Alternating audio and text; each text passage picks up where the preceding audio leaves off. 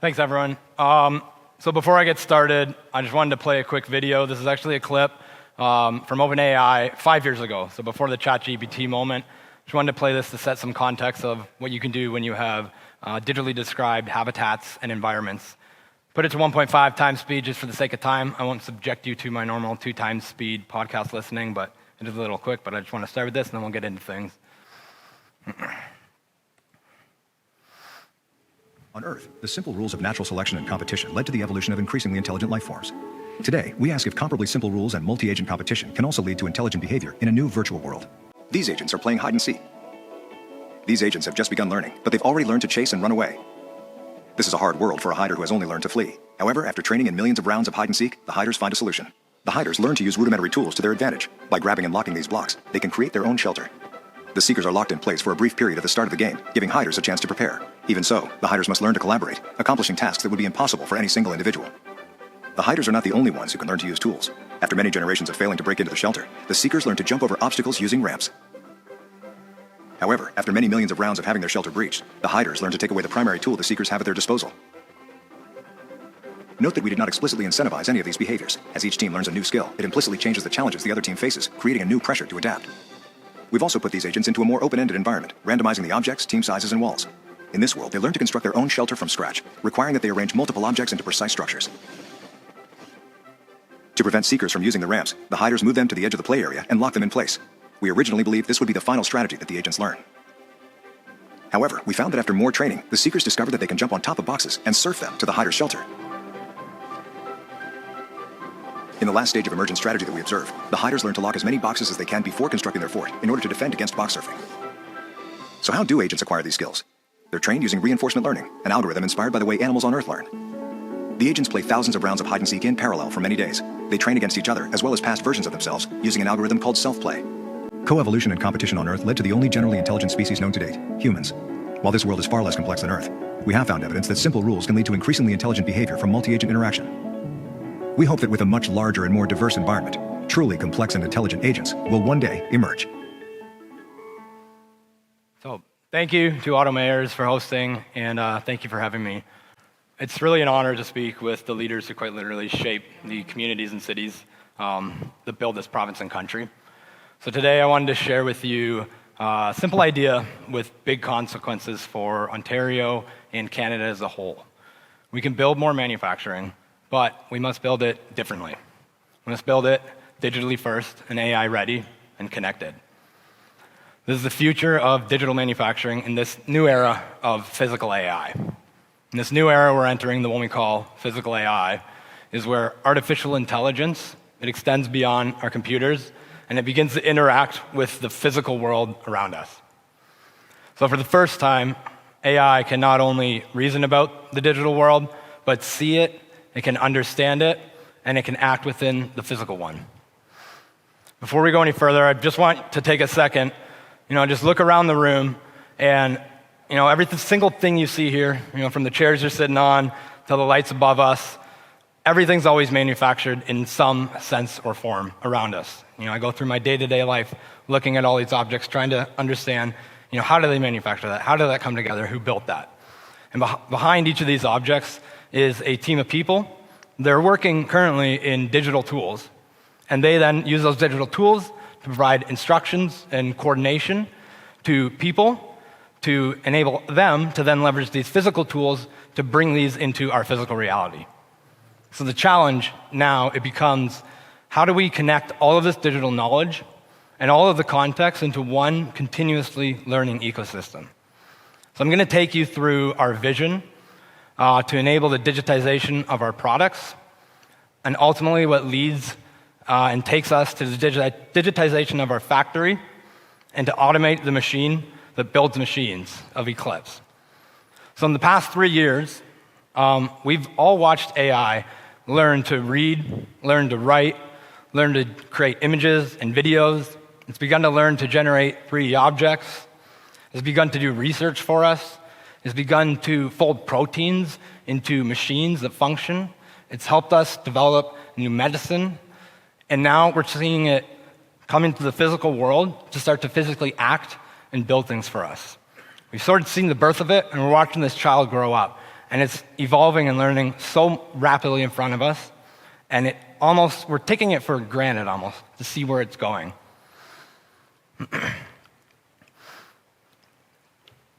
So why now? So competitiveness, it really depends on how we can innovate with trust, depends on how resilient our supply chains are, and how effectively we can use talent to drive adoption. So we're really approaching a moment of convergence right now. And this moment is one where agentic AI, it really begins to reason, it begins to plan, and it begins to act for us across all of our tools. Then we have spatial AI. Spatial AI is giving us and computers the ability to see space, time, relationship, and causality within the physical world around us. And then there's embodied AI. And embodied AI is allowing intelligence to live inside of physical systems. It allows it to see, it allows it to move, interact, and actuate with the world around them. And now ecosystems like what I'm going to show you today, OpenUSD, or Universal Scene Description, and NVIDIA Omniverse, is starting to give us that common language. And it's really one that allows us to bring all of our data from all of our tools into one contextualized, unified source of truth. And you'll hear me say that a lot, contextualization. That's kind of what this is all about. That's how you leverage AI. It needs context. Everything we do has context. We all have an entire life that we've lived that have given us this context that leads us to where we are right now. So you'll hear that a lot. And as we saw in the video, AI, it needs a habitat. They need an environment that they can see, they can reason, they can act, and they can learn within. And without that, these systems truly can't function in the ways that we want them to. So I was doing a bit of research, and Ontario, it really has the heritage, it has the capability to lead the building of this next chapter.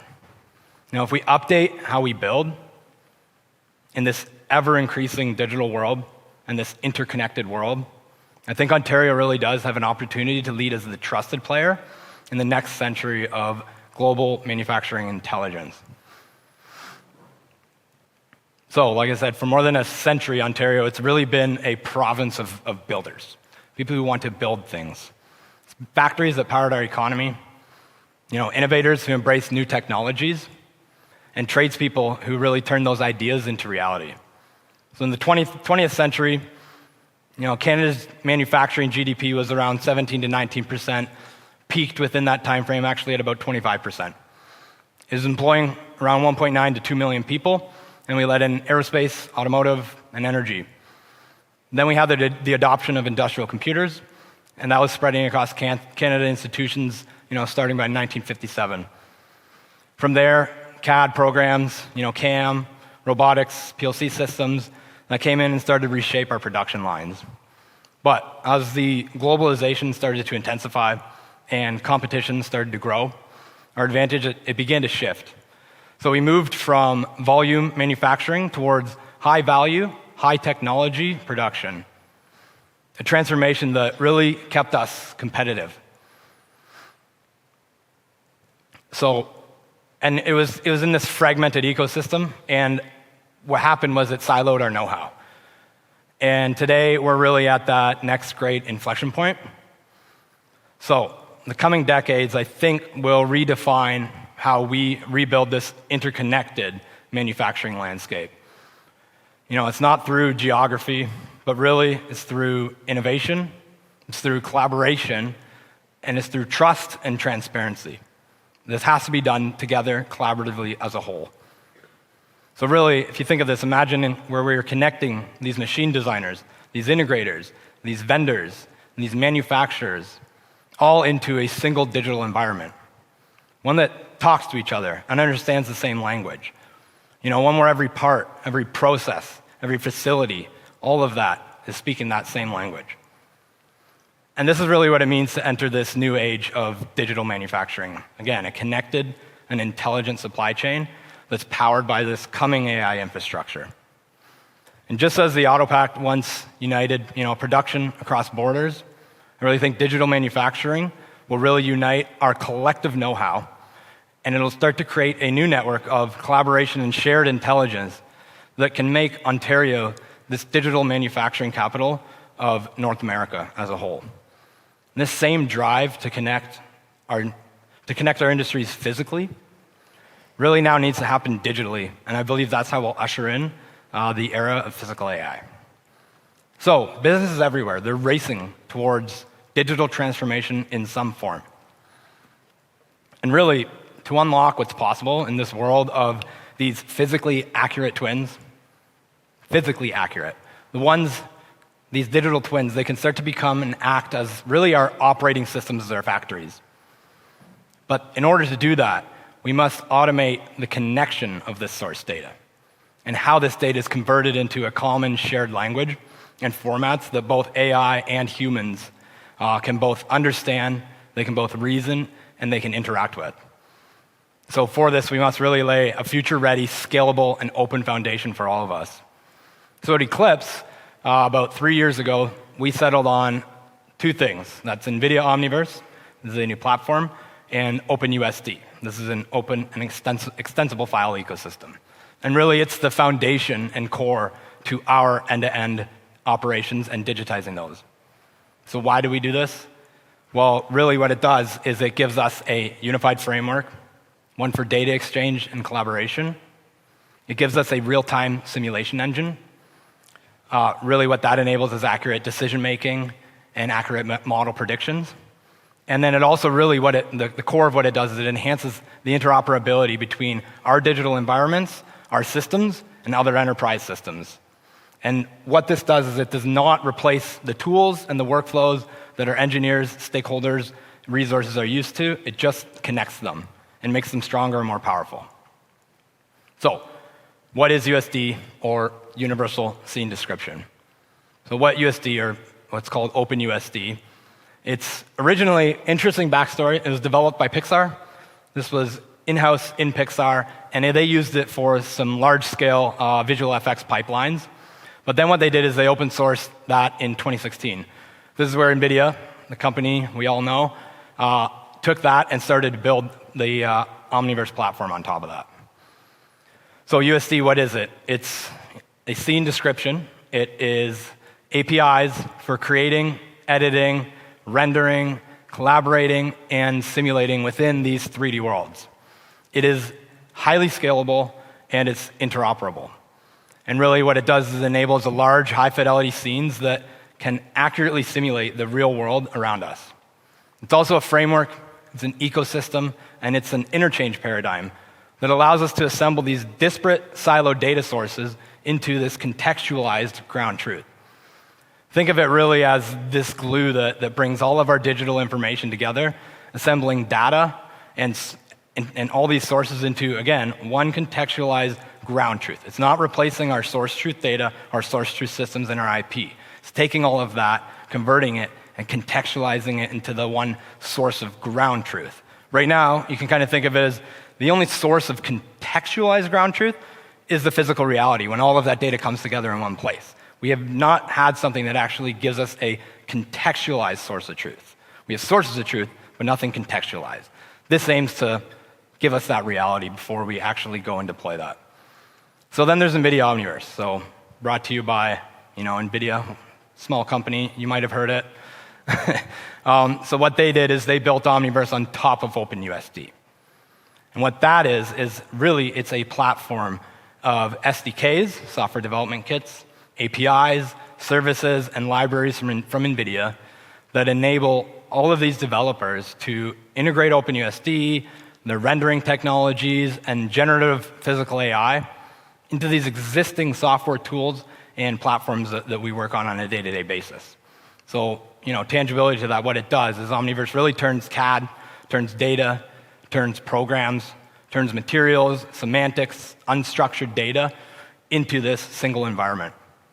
And this environment is an environment that both humans and AI can reason about, interact within, and operate within. So each of these disciplines that you see here, they're all writing to their own layers, whether that be automatically or manually. It can be as simple as pulling from an Excel file. It can be pulling from a database. It can be pulling from a PDM system. What that does then, it composes all of those layers up into this contextualized truth, which once you have all these layers of data inside this truth, this is where you start to build new applications and software tools around that data. And you're not stepping on each other's toes. Like I said, you're writing to your own layer and you're composing up. Kind of to think of it like what AutoCAD did with layers. So like I said, once you have this data contextualized in this one place, in the same format, this is where you start to build those new tools and applications. It can be things as simple as like running layout and planning scenarios. You can be running simulations of your facilities, your robots, your products that you're trying to bring into this physical world. Or you can actually use it for analyzing and coordinating your operations across your entire facility. And these are just some examples, and platforms that can be built on top of this data stack.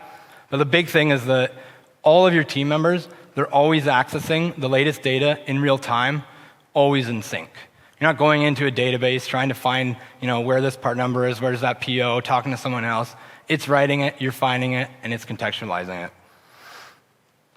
So like I said, it's all about connecting to the source data systems. It's about automating the conversion of those source data systems so that all of these streams of data coming inside are composed. Digital twins have failed and continue to fail because the conversion of the data that we bring into the physical world is not automated. It needs to be managed by someone, and that always diverts from what happens physically. So one of the big things here is we need to start to automate the conversion of that data and connect it to the source. The source is what drives the truth of the physical asset. It's not some third-party source that you handed off your CAD to, and they created a twin, and now they're managing that, and then you made a change, and it's outdated. This data needs to come from the source. So let's take a look at really what this strategy means when it's applied to the design of a custom build of a precision automation equipment machine. And this is how each digital layer comes together to form that living contextualized truth.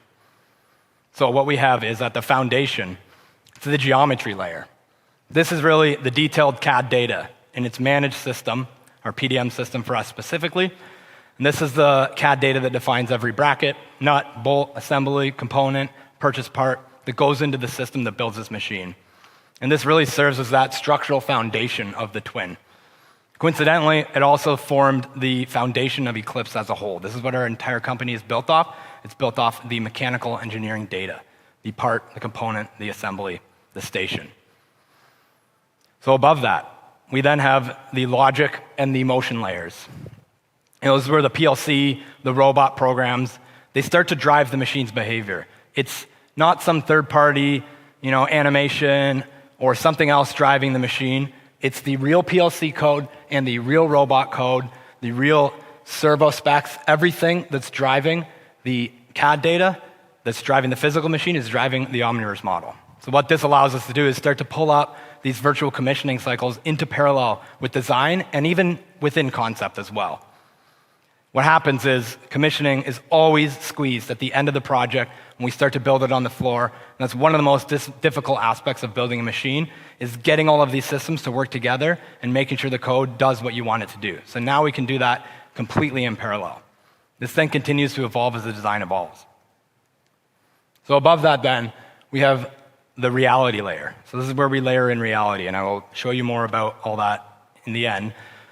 But what this does for us is it allows us to capture the actual physical build progress. So this is through what's called radiance field scanning technologies. It's a new technology. Again, the white paper on this came out about 2 years ago. We've been exploring it ever since the release of that white paper.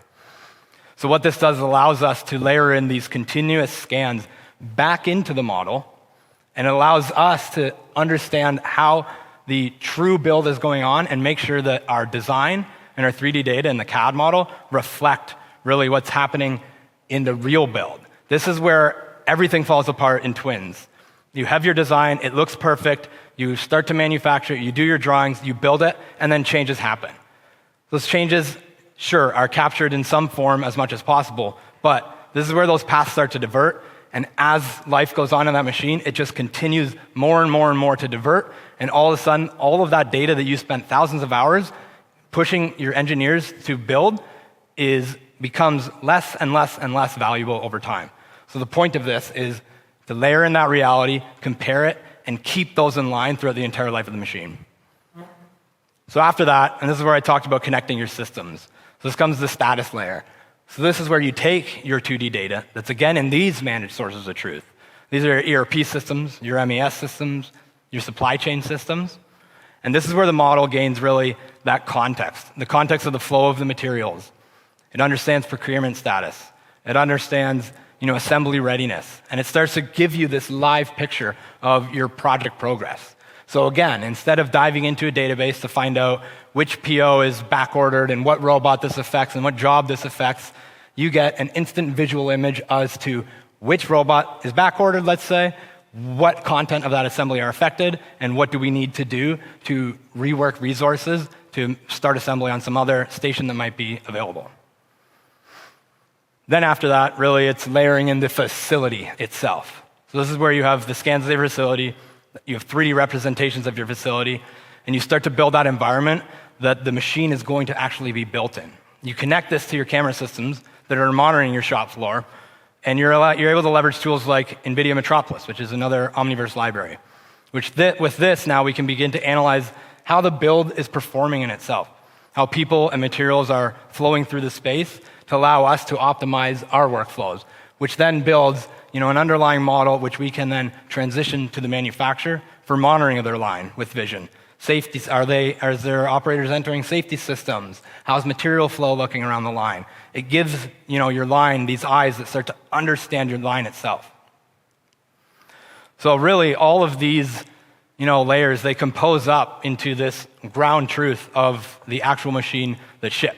It's the geometry, it's the logic, it's the motion, it's the reality data, it's the enterprise data, and the facility context.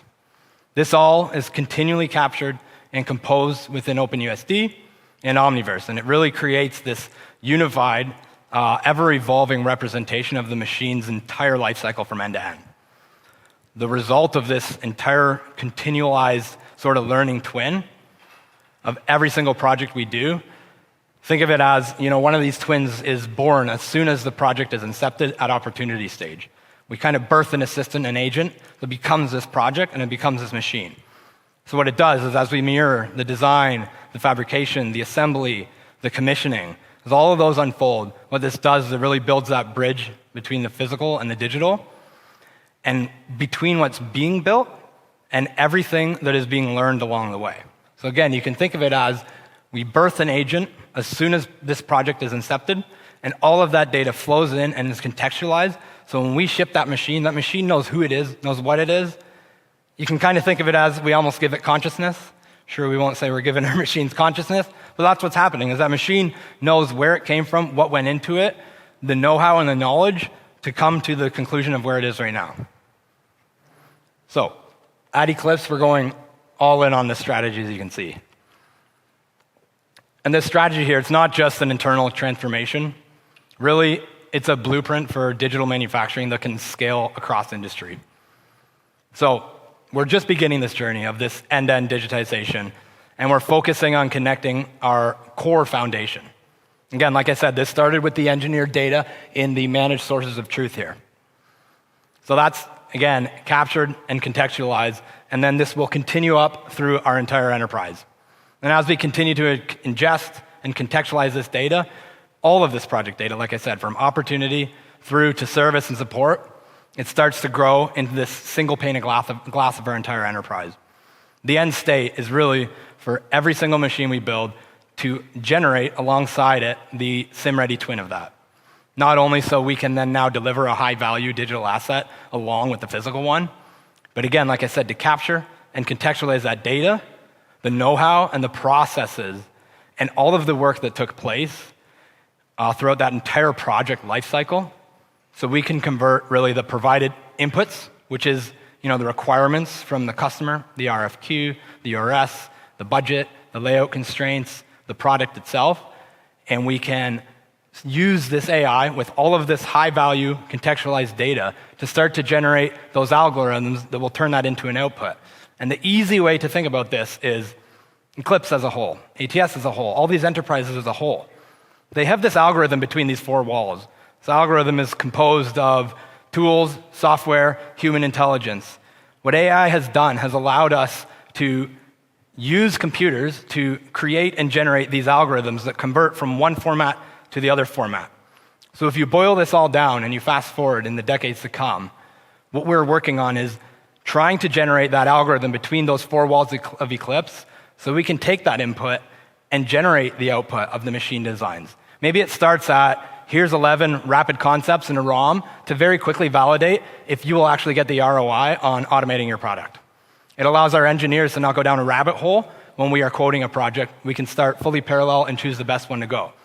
What this eventually evolves into, again, fast forward 5 years, 10 years, maybe 2 at this pace, is the generation of these machines, because when you assemble a product, it's basically just moving through space, and things are getting added to it. And that goes through our intelligence and our know-how, so we can create that design and bring it to reality. So no, I don't think we will see a place where we throw an RFQ and out comes a physical machine, but what we will do is we will accelerate the design and build of these machines and manufacturing lines so we can bring products to market quicker. That's a big thing going on right now, is companies are trying their hardest to bring product to market quick, but all of these products are becoming so high-tech that they want to delay and delay and delay and make sure that the product design is as perfect as possible before they start thinking about manufacturing. So the point is to start to parallelize that design of that line throughout the product design. So really, what do we believe? So personally, I believe that if something brings value to this world, it must come with its model. And that's a living, machine-readable model. This model knows what it is, it knows where it is, it knows how it behaves, and it knows how it changes. When a product ships with its digital asset, these AI agents, they have a habitat and they have assets to interact with. They have operators and text. They can point, they can learn, they can interact, and they can understand that product and their facility in real time. And then these vision models, they can see, they can recognize, and they can also act. And every department, from procurement to maintenance, can really read and write to the same truth. So this is really the new standard I see coming. If you sell a robot, if you sell a motor, a conveyor, a cell, a whole line, an entire system, you ship the digital twin with it. You treat that twin as part of the warranty and you keep it updated.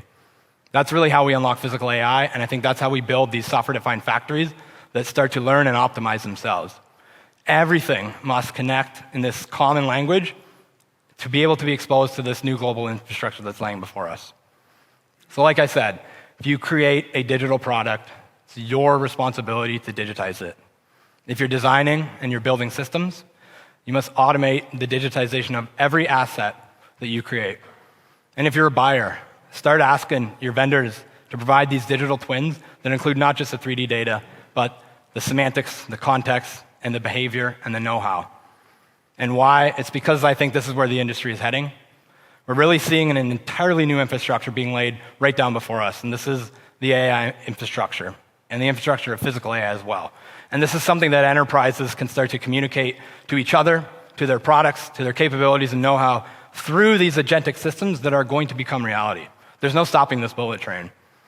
And I think that's really how we bridge this gap between the physical, digital, and the human creativity that we all have, and that builder spirit, and our intelligence. And I think together we can really contribute as a country, as a province, and as enterprises to this build-out of physical AI, and really strengthen what I like to call Canada's neuron of global manufacturing intelligence, and start to compete on that global scale. So if you create it, you digitize it, and I think that's the new industrial age. So again, what I'm going to show you here, so right now, what you're seeing is just simple, boring old reality. And sort of what we're trying to show here is what you can do with this new technology that's coming. You can capture the reality around you on a day-to-day basis. You can imagine these humanoids will be doing this mundane task over and over and over again in our facility, and it can do a multitude of different things. So first of all, this technology can be rendered and streamed on any type of hardware. It can be rendered on your phone, all the way up to a GPU, the cloud, or an XR device. So what you're seeing here is the current state, and yesterday actually I spent 20 minutes walking around this facility to capture the entire thing. And now what we can do with that, maybe I have stage fright, I want to get rid of everyone, I can actually teleport back in time. And now what you're seeing is a capture of reality yesterday, of what it looked like and where I was. And you know, the way you can imagine this is, if I, again, come back to reality, I'm walking around in reality, you know, maybe I'm looking at this post, trying to understand this couch, you know what this table looks like. Well, you can now do the same thing in this digital world, you can navigate. Those tables weren't there, these chairs were, and you can start to look at these objects and assets from these different angles. These are going to be the types of worlds that our humanoids are living within, along with all of our other assets from our 3D sources, to start to learn and understand your facility, your environment, and navigate through this. Because in a digital world, you can fast forward time. In a physical world, you can't. But it's not just, scanning environments. What we're starting to do this on is actually our machines. But what you can start to do here is, this is actually an example of a cell that we build on a common basis. So now what we can do is, not only before we tear that down, we can ship that to the client. We can come into this environment fully collaboratively, and then what you're seeing here is actually a collaboration between us and a local company called Interaptics, who's been a spatial computing company since 2013. And they've helped us, work together to develop this application. And if any of you are Star Trek fans, what we've kind of done is invented the tricorder. So we can not only capture and teleport our machinery, but we can collaborate on it and walk people through that machine before they actually receive it. Many different things you can do. Simple interactions, with annotations to guide people on what sensor does what's it's doing. Maybe it's, we're picking up here, and the robot's then placing over here, and we're sort of walking you through that physical line before you receive that physical line. It's not just that, though. You can imagine this is probably pretty huge for aerospace, and a lot of industries that have repeat builds that need to, they have that golden assembled standard, and they need to follow these new instructions. Well, you can imagine if I had this machine in front of me, and this is what we're doing too for installations. So this whole thing gets torn down, crated up, shipped to site, and rebuilt. What we can do is we can capture that golden assembled scenario, bring the equipment with us, bring this to site, and now we're just tracing reality. Where did the table go? It went right here. We placed the table here. How do we route this wires? We can send this, and you can put it in your facility, and you can drop the conduit where the conduit actually goes. Get it ready for plug and play, bring it right down. Not go off of a 2D drawing where that measurement might be different. So what you can also do is, as we go through this whole design phase, it's not just needs to be reality where this is done on. This can be done, and this is sort of an example of the application use of Omniverse. So where we've brought our CAD data into Omniverse, again, this comes in fully automatically. So our PDM system is monitoring the checked-in changes. That then is grabbed by our service, which converts it to what I call USD format. What Omniverse then does is automatically converts that to this radiance field format, and we can continually share the design and build of the machine while it's still in its design state, so you can understand its fitment within your facility, you can interact with it, you can understand your material flow, and you can get all your stakeholders to give their buy-in. It might be, an operations team that might have an issue with the height of an HMI. It might be your maintenance team that might have an issue with reachability and access for the tools. So before we cut any metal, what we're able to do is modify and change those designs and get that input. And it's a very sort of easy way to onboard because it's all running directly on the headset, and it's all communicating directly from headset to headset. So there's nothing else needed other than the headset. And you can imagine with this teleportation as well, what we can do is as we go to these client sites, you're capturing that data, and what you're doing is you can bring your engineers, who you normally might have flown out, back to the client's location to start to understand that context, pull measurements, overlay that with new assets. So this is actually our automation lab. This is back in time I would say about a month ago. But what we're able to do is I'm able to teleport back into our lab. I can see my hands through it, and I can start to interact with that and understand the context of that facility. You can imagine you're all going to Toyota. Well, it would be nice if you could, teleport to Toyota before you went to Toyota to know what you're expecting. Or if you couldn't make it, you could access that as well. So the whole point of this is really that, not only are we syncing our realities between our clients and us and the machines we built, but we're providing that sort of collaborative access so we can all understand what is physically about to be installed and what is about to come into place. I'll try this, I'll show you, what that looks like when we start to actually bring in and overlay this data together. So again, let's see, this is not gonna.